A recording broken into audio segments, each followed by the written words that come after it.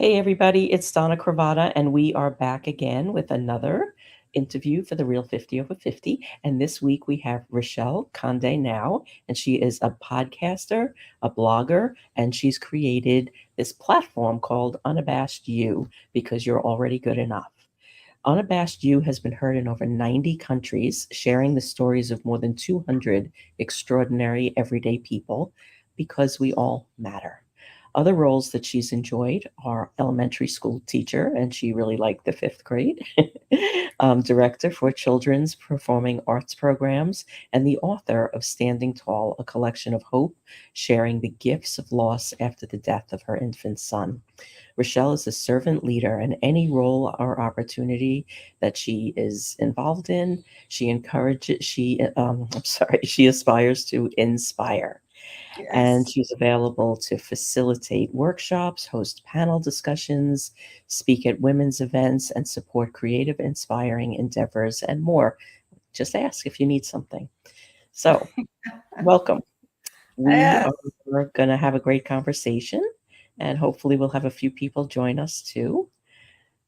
It's a pleasure, absolute pleasure to be here. I'm grateful for the invitation, Donna. I know you're doing a lot of really important work that needs to be seen and valued. Thank you. Yes, and I'm with you. I believe that we really need to share the stories of everyday people, not the people that show up at the top of the streams, but the people that are really at the front lines of living life. Right, right. We don't have typically a whole team of people that are helping to get the word out there, right? Mhm. We're, behind the scenes wanting to share the goodness. Yeah, yeah. And I'm going to just start with this because we're both on the same page with this as well. The best way to do that is to become who you already are. So let's talk about that a little bit.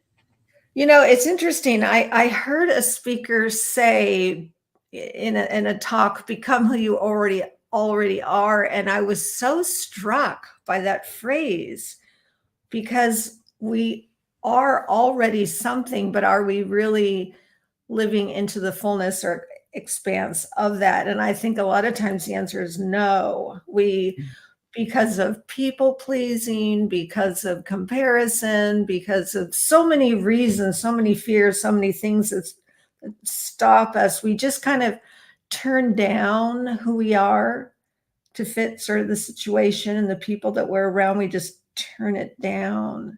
And I want to say, don't turn it No, down. Whoever that no. you are, be that. And wasn't it Abraham Lincoln who said, whoever you are, be a good one, or whatever you Mhm. do, be a good one, or whatever the quote is. And I think I saw too many people, women in particular, but too many people just not living in the full color of who they are and feeling sort of like, oh, I'm so sorry. Oh, I'm so sorry. Oh, I'm so sorry. And I just thought, oh no, we can't. No, no, no, Gotta, you really have to step into that. yeah, we've got to Yeah, do something about that. like, I've always believed this to be true, and then after doing these interviews for the last year and a half, it's really become, like, one of the biggest lessons that I've learned through this, or validations maybe, is that for years, we just kind of gave it away, you know? We put down these parts of ourselves and we shut them off, or we stuff them down like so deep we forgot that they were part of us. And Mhm. when you reach this middle age, you, for one reason or another, have more space and you start to have the room to think about what you really want. And all of these parts come to the surface. And it's often labeled as reinventing, but it's not reinventing, it's remembering. It's you're remembering all of these pieces of you that are your purest essence. And when you start to bring them to the surface and put them together, this is when, like, people do extraordinary things because they're leaving everything else behind and they're really focusing and putting the energy into who they truly are. And I think, excellent point. And I think part of that is caring less what other people are going to think and Yeah. caring more about who I am and the thing that I want to get out there and share. It's usually typically something you are sharing. It's not something you're just doing in a vacuum. I mean, even if you paint, you're painting by yourself. Ultimately, you want to share and show what you've done, because whoever is on the receiving end is going to be, somehow they're going to have an experience around that, whatever Mhm, that might be, podcast, writing, mhm. art, whatever it is. I feel like, I think too, Don, I know you just recently turned 60, and I've been 60 for a little minute here. And I felt like, okay, I'm calling this the third act. And it's not Mhm. original. Somebody else came up with that. But I like that idea of my third act. And this is the third act. Yeah, This is, this is it. we're in the home stretch. So that begins to give you more permission Yeah. to, okay, whoa, wait a minute. You hear it's never too late, and I say late is coming. So since we know late is coming, like, now's the time. Whatever the thing is, whoever you want to be, you've got to take some time for yourself and explore that, discover that, be that, do that, share that. And I also think that as hurried and informationally aged as our time is right now, I don't think enough people, and I'm going to say women in particular more, because I think I speak into that space as a woman better than but maybe this is true for men too. We don't always even know who we are in the first place. No, because we forget. We forget, and then you got, like, you would get to know someone else. Sometimes we need to, take that time and, like, figure out, well, wait a minute, who am I? What do I like? What are my passions? What do I think my gifts are? What are the things that I want to work on? Or just knowing who you are. And I find it really fascinating. There are a lot of really great tools out there, free tools that, you can assess, you can find out, oh my gosh, I didn't really, but that makes sense now that I see, it in writing or whatever. Oh, yes, that's right. And there's you start to, like, recognize, and then there's a sense of knowing and feeling good about that. Yeah. I'm actually working through some things with my human design profile right now, Ooh. which I never really did before, but, I've got a couple of people around me that are really skilled in the human design framework, and they're helping me, like, through the process of identifying these things that are holding me back, that are part of how I'm designed. But if I'm aware of it, I can, like, see it coming and, not so much change a habit, but, like, change a response to how I'm designed, you know? Right. Now, is that, I mean, that, I love the phrasing of that, human design, but is that like its own program that's called that? Yeah, it's a whole thing. It's a whole thing. Um, Wow. yeah, That sounds so interesting. there are 2 women, that are part of the Real 50 Over 50 community, Lisa Danforth and, um, Victoria Lynn, Hanu. They are both skilled in human design, and they're the ones that are helping me. And, it's really incredible because it's based on, you know, how you're built from the inside out. That is great. And then in and amongst that, I'm imagining you're learning your strengths, the things you're gifted in, the things you're drawn to, but then also the other areas. And I hesitate to call them weaknesses. I don't even really like that Not word at weaknesses. all, but I think, maybe they're challenges. And then Mhm. and they're areas to be accepted, Yeah. not feel shame over. Yeah, and you can't really change them because it's how you're designed, but when you become aware, then you know how you can react to that instead of respond to that. And, Mhm. set up reminders. Like, I was speaking to Lisa yesterday, and she said, "Just put Post-its around you and, get to know the feeling." And when that feeling starts to rise up, like, you just look over to that Post and say, "Oh, yeah, I'm not supposed to like, like this isn't, not, I shouldn't say not supposed to, but this isn't in the best service Right. to react There's this a better way. But choice. not just for me, for the people around me too, because that's Yeah. a place of struggle. And instead of constantly going to that place of struggle, like, how can you change that experience, where it becomes a benefit instead of a struggle? Yes. That's very well said. I like that. I like that a lot. Yeah, and it's not about changing. And just like that's not about changing and it's not about reinventing, because like what you say is like we all matter and we are all already good enough. We don't have to change ourselves. But so many people go into this thinking that they have to change. And I love the message that you have that, we're already good enough. We don't have to change. But when we start to remember these pieces, and like for me, this started like 10 years ago. My son is a musician. He's 22 now. And he, when he turned around 10 years old, he started getting all this space junk clunking on him and he was changing. His personality was changing, as we do. Like the world comes into our makeup, right?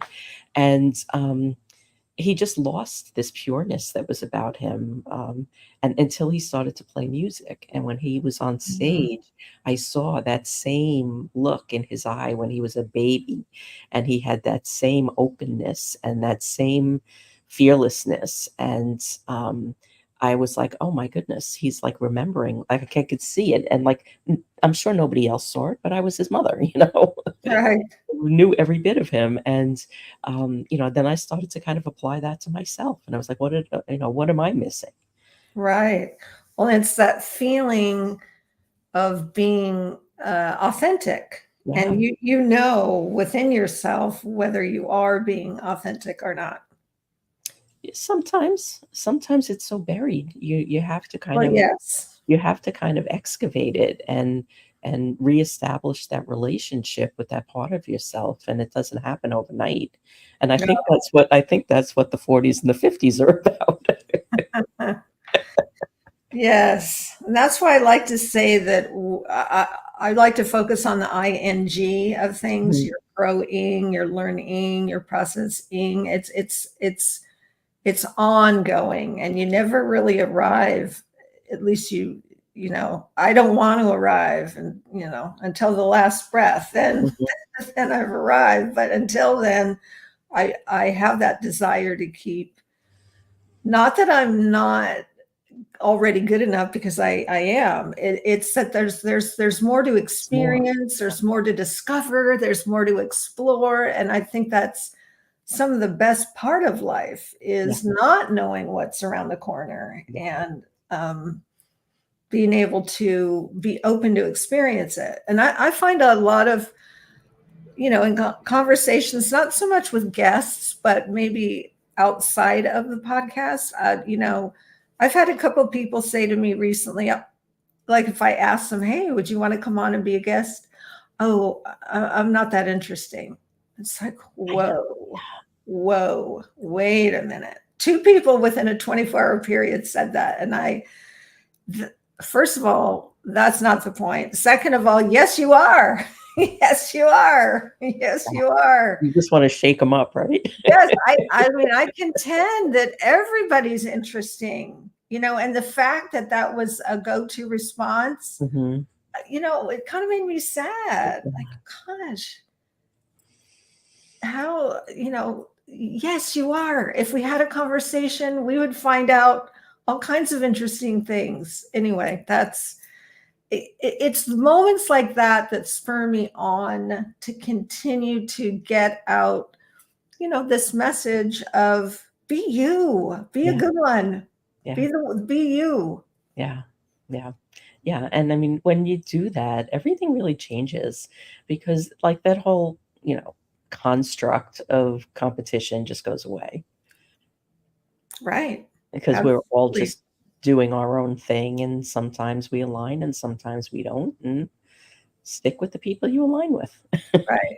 And it's goodness. So how can there be too much goodness out there, Yeah. And also I think at least the women that I'm around, are like you, are looking for ways to collaborate. Yes. How can I help you? How can I support you? How can I encourage you? And finding these different ways to come together and be more even together than we were individually, which was already incredible. Yeah, but like Lynn is saying here, the not Okay. knowing creates some amazing possibilities, right? So, like Yes. when you start to collaborate with people, even if you do the exact same thing, you do it differently. You do this for different people. You have a different things make you curious, you know? And when two people that have deep knowledge in the same skill set come together and like share their experiences and their ideas and their dreams and goals and whatever it may be, it just makes it all bigger Yes. in like Yes. the best possible way. I agree. Yes, thank you for that, Lynn. That is, yeah, the not knowing that creates amazing possibilities. And that's some of the excitement of it. Because if you knew it all, if you knew every day what your day was going to be, what the possibilities were, I just think it would lose some of its sort of excitement, some of the anticipation, and there's some real energy there. And even when it doesn't turn out great, then being able to look at that and think, okay, well, that didn't go maybe like I hoped it did, but how can I, learn a little something from that and take that and move forward?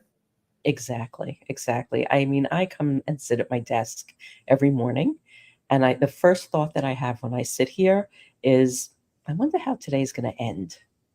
Because I know I have my little list of things I need to do, but that's just a checklist, you know? But like Yeah, in between that checklist, every single day something happens that I wasn't expecting. Every day. absolutely. Many And things, right? yeah, yeah, totally. And that to me is exciting because you just don't know. I mean, your day can start one way, and by the end of the day, it could be totally different, and you could be in an entirely different place. Yes, And that to me is exciting. that is exciting. Absolutely. And it's a big part of that is introductions, like meeting new people, and just knowing that people and have these relationships that when they meet new people, they're like, I Mm. need to introduce you to so and so. That lights me up because like every the second thing I think of is like, what can I do today that's going to make people want to introduce me to other people? Right. It's this beautiful And ripple start with effect that. that keeps going. Yes, absolutely. Love it. Yeah, and Lee is saying the magic of life. Absolutely. I mean, it's just we all connect in different ways. And um, I really believe, I mean, I know, I don't even have to say I believe, I've witnessed this in progress. Um, when we do connect genuinely, things happen. And this is how we're going to be successful in our businesses. This is how we're going to have relationships that are meaningful. This is how we're going to be able to gather together and make a really big impact that we couldn't make by ourselves. Absolutely. Absolutely. And I think it then takes each person doing the thing that only they can do and putting it out there. You're doing only the thing that only Donna can do. You're doing it. I'm doing the thing that only I can do. Each person, I would love to encourage each person to do that. And that's part of what I enjoy doing. Yeah.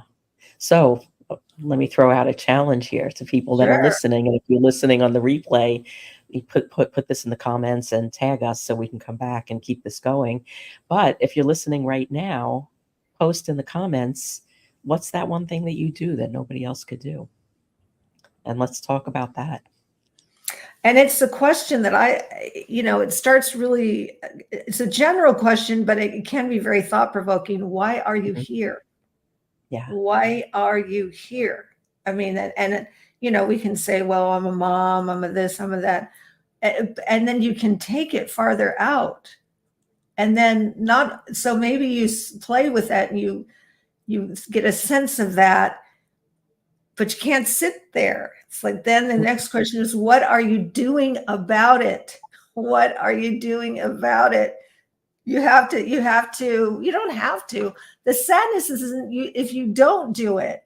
The sadness, the disappointment is in the not doing it. So, why are you here? What are you doing about it? And then who would you be if you weren't afraid?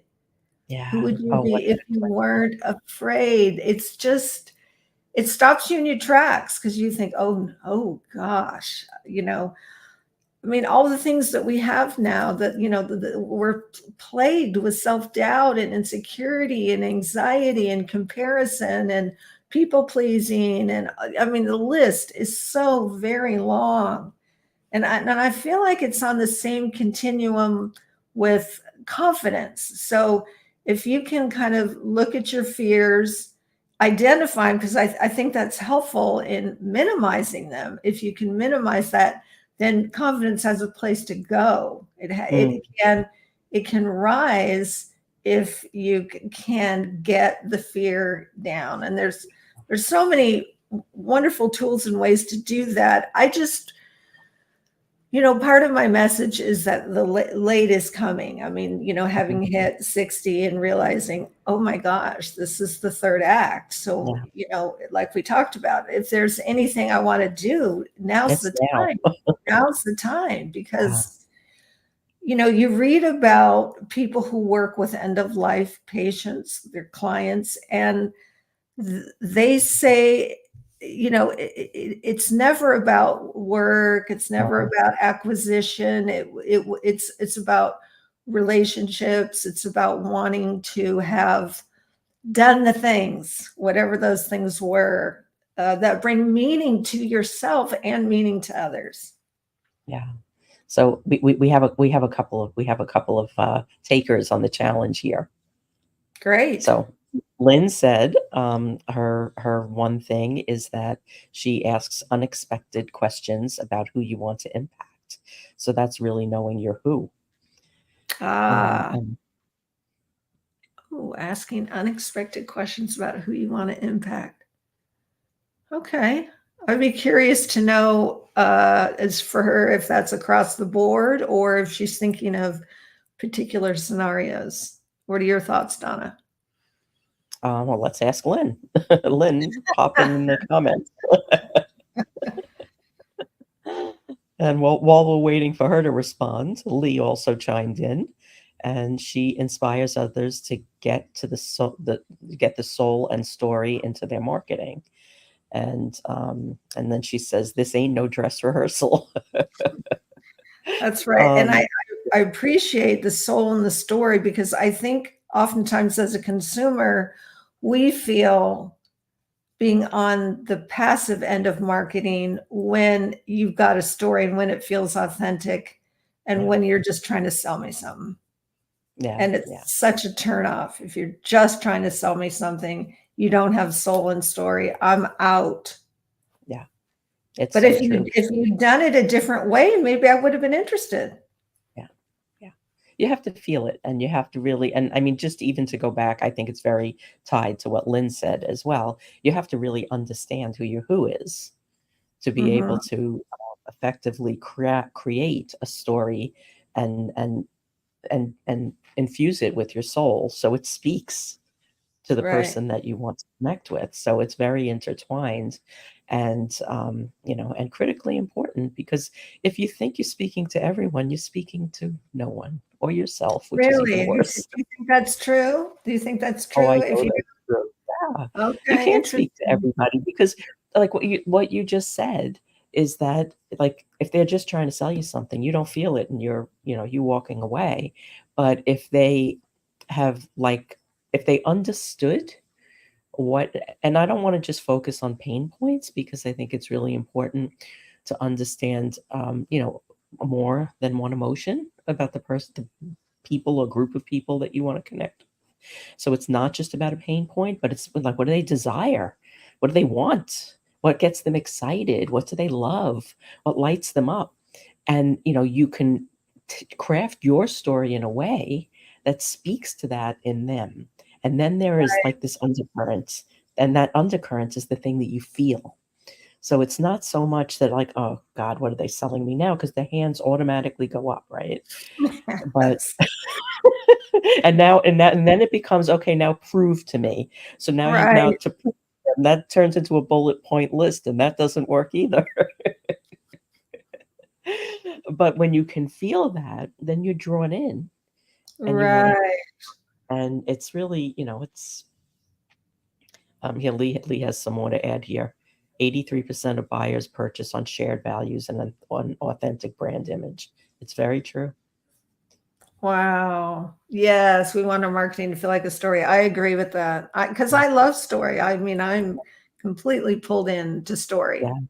And I mean, we're both doing that with the stories that we share, other people's stories that we share, because Hmm. they're the stories of the everyday people that often Yes. don't get to be shared. So, Yes, exactly. can Exactly. we talk a little about that? Like, what lights you up about that? What lights me up is it kind of goes back to the people who said they weren't interesting because Yeah. I, I don't buy that at all. And I feel sad that anybody would think that. I think each person has an incredible story, no matter what their circumstances are, whether they're good, bad, or quote unquote normal, whatever. There's all these wonderful rich chapters throughout each person's life, and I contend that I could literally have everyone on as a guest, and I would love Mhm. to just get to know them. So what lights me up is seeing the other and helping them feel seen and heard, and then also to encourage them forward to that, to become who they already are, and to understand, no, you're already good enough right now. Right now, you're already good enough. Now you Mm. may want to explore, discover, kind of continue the ing process. That's all great. I just am I'm on cloud nine. I'm on fire. I'm like, I can hardly contain myself when I finish a conversation. I'm just like, yes, I feel like I could fly. I could do whatever needed to be done. Mhm. It's so exciting to me to take that time and to have that conversation with that other person in real time, especially now. I think it's become even more valuable because we don't even often necessarily take the time to look people in the eye and have these conversations anymore, where we send information, here's the information, but we're not engaging, we're not connecting. So that's what lights me up. Okay, so now you've had over 200 interviews. How has your life changed from having these conversations? It has enriched it immeasurably, being able to have that moment of connection. I mean, I start to feel attached to the people I talk to, and I want the best for them. I want to encourage them. I mean, my number one thing in life is encouraging. I can't get past it at all. I don't want to. I mean, it drives every part of my life, and probably always has done that. And I don't think I even understood that about myself until more recently. And again, that goes back to taking the time to discover and explore who you are, because it's fuel, it's empowering, it's expanding. Um, And what have you learned from yourself about yourself from having these conversations? Because it is such a personal growth piece to, it's and a commitment to do this weekly, every week yes, you're having these conversations with somebody and they go wherever they go. right. Wow, what have I learned about myself? I think what I've learned about myself is some of what you can sort of explore things through an assessment, but Hmm. then when you talk to people, then it's like, was that accurate? And then you find out, oh, it is accurate. I really do like to encourage people. I really do like to listen. I really do want the best for them. So it's very hopeful. I think I've discovered I'm a very hopeful person. I've also discovered that I'm introverted, which kind of surprised me, because I have this, side that's very gregarious, and I've got theater in my background and all that. But I need the quiet time, alone time, to really recharge, and that's Mm, not a bad thing. It just is. mm-hmm. So And yeah, that's some of what I've discovered. I've discovered I love doing this. I've discovered I I I've taken a passion, I've made it a purpose, and I I look forward to it each time. I look forward to it. I do too. This is my favorite day of the week. Well, I cannot believe that we are at a half an hour already. Before we Wow, start to wrap up, though, I just want to Lynn put her answer into the chat. So what we were inquiring was like more. We wanted more about how she asks unexpected questions, and she says first we ask what problems you enjoy solving most, and then you imagine the impact solving those problems will have on others. oh wow, that's nice. Okay, so a way to sort of figure that out. That's very good, Lynn. Thank you for that. Like almost a framework, putting a framework to it. Yes, yes. Okay, so I could talk to you all day long, but I As can't. yes, I could keep going as well. But you can find Rechelle at unabashedyou.com. She's got a ton of podcasts on there, including one that we did a while back. Um, Yes, Go and binge, leave reviews, like and comment and share and do all the things because they matter. they do. And I like to wrap up these interviews with a wisdom bomb. So something that you want people to know or leave them with, something kind of small and actionable that can make a difference.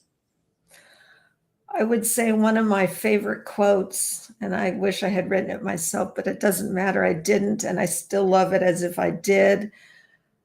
Then the day came when the risk to remain tied in the bud was more painful than the risk it took to blossom. That's Mm, Anais Nin. So the idea being, it takes a lot of work to stay tight and inward. It really does. Take the risk and blossom. You just don't know what might happen. no, it's so true. One of the things that we were working through yesterday with my human design was there's an area where I put up a titanium wall. And the titanium wall at some point was it was protection and it was safety and it was survival, but it has now become a prison. Oh, interesting. So I need to take down the wall and replace it with a boundary. There you go. Oh, yes. Oh my gosh, that's such a good point. And I think probably a lot of us have done that and can relate to that. You could do a whole topic on that. I mean, we could learn from that. That'd be great. Yeah. Well, our first panel discussion was on boundaries, but I think we're going to need to readdress that one. Right, especially with the sort of newfound extra, it's kind of like the onion. You've got another Yeah. layer of understanding about that, Yeah. how a boundary can become a wall that then is not the healthiest, and it's not really protecting you anymore. It's actually doing some harm, and Yeah. you want to not have a wall. Yeah. That's Yeah. very good, Donna. That's very exciting. I find that little, It is really exciting. yeah, that aha moment very exciting. Yeah, it's very exciting. And we have one more message from Lee, which I would really love for you to see. Yes. Um, she said, brilliant, Lynn. Truth. Thank you, Rechelle. Your curiosity and encouraging spirit and love for humanity is amazing. Oh, and thank you, Donna. She says, Lee, thank you, ladies, for for tuning in live. It's Mm. been an absolute pleasure and my honor to share this time with you, Donna. Of course, what you're doing is very it's important. Just doesn't sound like a good enough word. It's, I don't even know what's a good word for it. It has value. It has great value and impact and potential for inspiration and encouragement and all those good words. And So we're thank just you. getting started. Yeah, and we're just getting started, right? Yeah. Thank Yeah. you. Thank you for Okay. all you do, Donna. Thank you as well. And thank you, Lee and Lynn, for being here live. And if you're on the replay, get into the conversation and tag us. We'll come back and chat with you and come back next Wednesday, every Wednesday, all the way into April. We are booked. And thank you, Rechelle, for sharing your stories and for doing the work that you do, because there are so many people that need to have that light shown upon them. So Thank you, more Donna. people could know about them. Thank you so much.